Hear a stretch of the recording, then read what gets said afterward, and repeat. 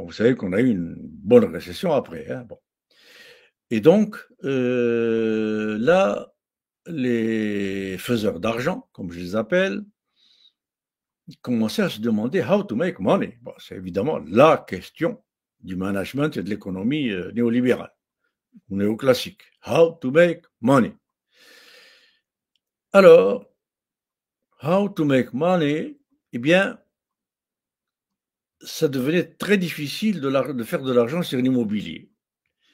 Alors, je ne peux pas vous dire pour quelle raison exacte, mais il se trouve que quelque chose comme une saturation avait frappé le monde de l'immobilier, qui est extrêmement lucratif, comme vous le savez, puisqu'on peut spéculer beaucoup sur les valeurs immobilières et les loyers, tout ce qui s'ensuit. Regardez ce qui se passe à travers le monde aujourd'hui.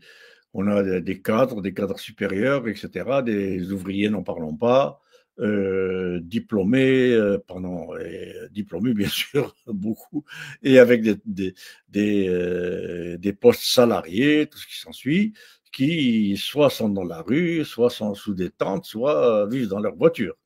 Des traders de la bourse de New York vivent dans leur voiture, parce qu'ils ne peuvent pas se payer un loyer à New York, évidemment, malgré les centaines de milliers de dollars qu'ils peuvent gagner pratiquement par trimestre. Bon, ou par mois parfois.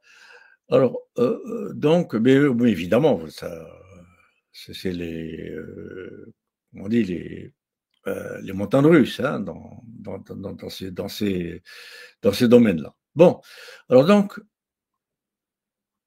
les frais émoulus sortis, notamment des Business Economic School et des Business School, et notamment les MBA Finance.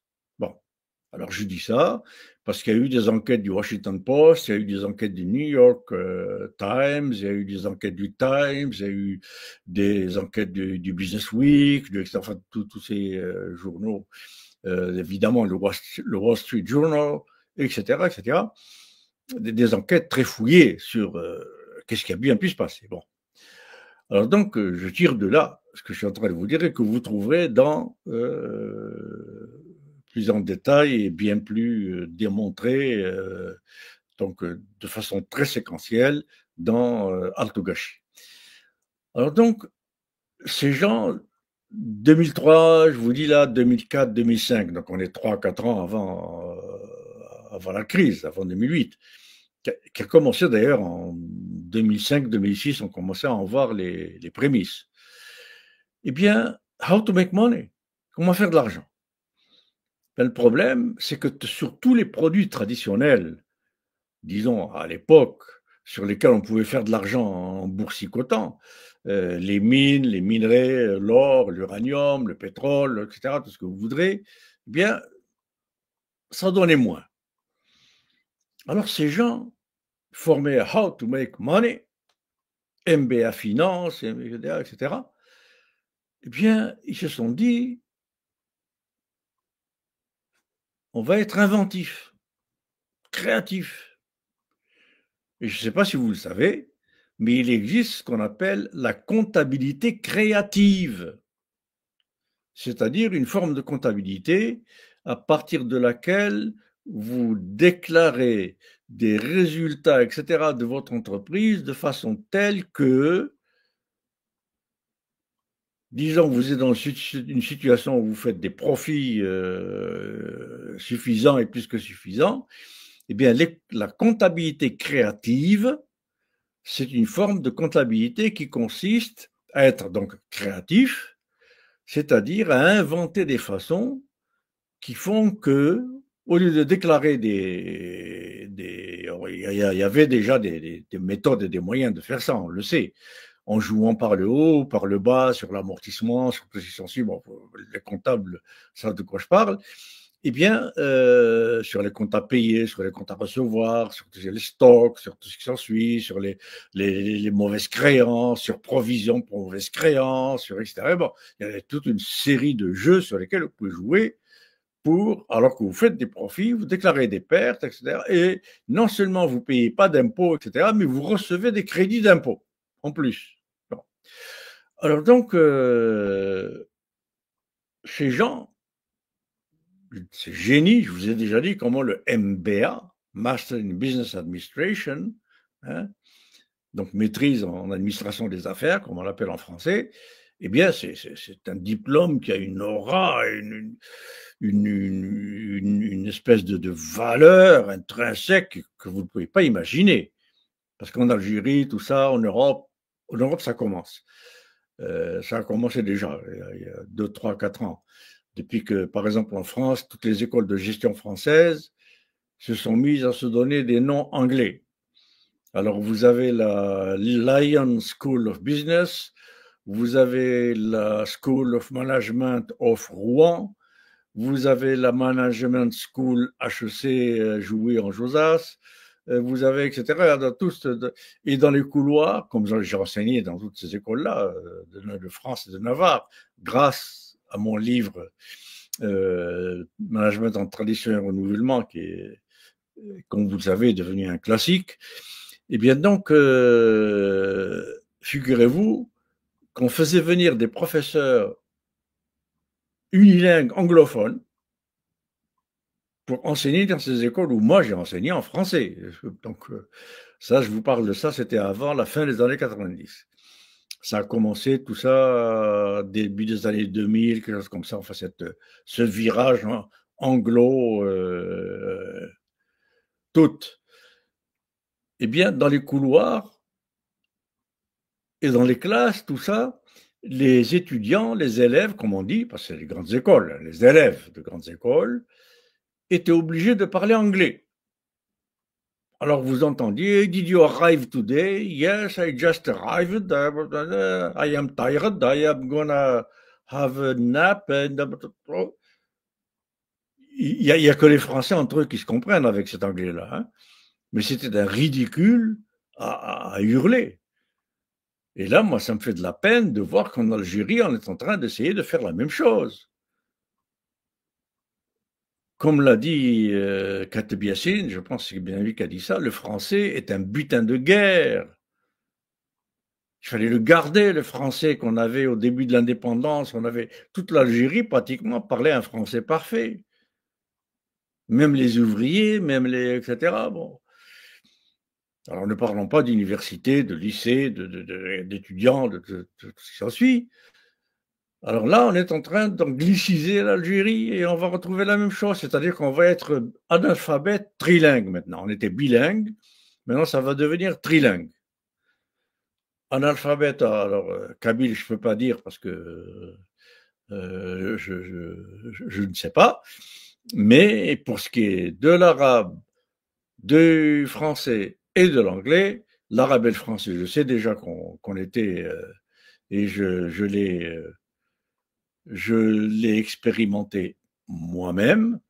Figurez-vous que dans une dernière conférence que j'ai donnée en Algérie, parmi les toutes dernières, mon dernier voyage en Algérie, une grande école connue, bien cotée à Alger, de business, etc. D'ailleurs, qui a mis le mot business dans l'anglais, dans son logo, tout ça.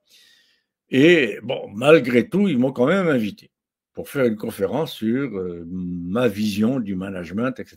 Bon, et particulièrement pour l'Algérie.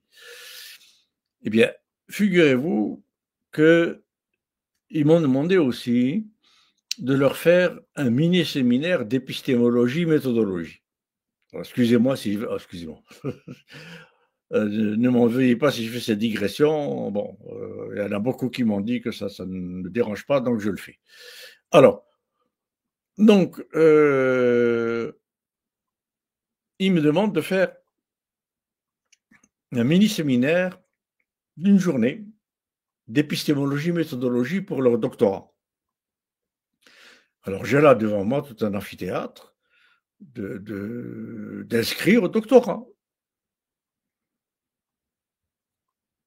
Bon, je fais un séminaire niveau doctorat. Le B.A.B.A. de l'épistémologie, qu'est-ce que ça veut dire? L'épistémologie, faire de la connaissance, construire de la connaissance. Méthodologie, étude des méthodes qu'on peut utiliser pour faire quel type de connaissance avec quel type d'objet. de recherche, etc. etc. Bon, et je passe. Et je cite, je pense, bon, évidemment, des gens comme Bachelard, comme Georges Devreux, comme etc., des grands épistémologues qui m'ont et méthodologues qui m'ont précédé.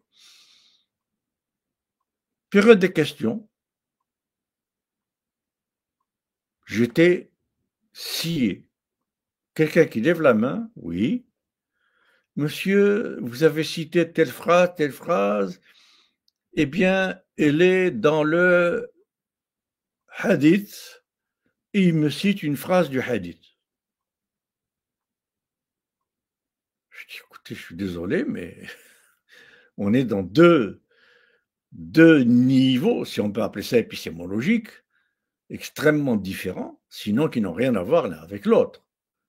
D'un côté, on a la foi, etc., etc. De l'autre côté, on a de la méthode expérimentale, des observations répétitives, cumulatives, prouvables, calculables, quantifiables. Écoutez, si votre phrase du hadith dit la même chose, ben écoutez, tant mieux, mais j'attire votre attention sur le fait que sur le plan épistémologique, on ne peut pas mélanger quelque chose qui relève, par exemple, la théorie darwinienne de l'évolution. Bon, c'est une théorie. Il n'y a pas de démonstration, là, il n'y a pas de méthode expérimentale, il n'y a pas de... Bon, une théorie. Mais si on oppose à la théorie une foi, ben, la foi et la théorie, toutes les deux ne sont pas démontrables. C'est tout. Donc, il faut croire en l'une ou croire en l'autre, et puis croire, ça n'a rien de scientifique. C'est tout. Bon. Donc, voilà, j'ai essayé d'expliquer ça à ce monsieur. Eh bien, apparemment, il s'est fâché. Il s'est levé, il est parti. Bon. Alors, pourquoi il s'est fâché? Je ne sais pas. Est-ce que c'est parce que je dis que la foi, c'est sur le même plan qu'une théorie, ça n'est pas démontrable? C'est une question de croire ou ne pas croire, et chacun a le droit de croire ou ne pas croire en ce qu'il veut. Moi, ça ne me dérange en aucune façon. Bon, enfin, passons. Donc voilà, je voulais juste vous dire ça, du coup, ça, en plus de l'anglicisme. Alors, il y en a qui essaient de me poser des questions en anglais. Alors, je dis, écoutez, s'il vous plaît, pourquoi vous êtes en train de vous efforcer, de vous écorcher la bouche, à essayer de faire une phrase en anglais de façon pénible et pénible dans tous les sens, alors vous pouvez me la poser en français tranquillement. Pas la peine d'être plus royaliste que tous les rois. Enfin bon, passons. Alors, excusez-moi. Oh, je m'excuse trop. Et on m'en a fait la remarque d'ailleurs. Mais bon, que voulez-vous? Je suis fait comme ça. Bon, mais je vais essayer de me corriger. Alors donc, on revient à 2008. 2008, 2003, 2004, comme je vous ai dit, commencement.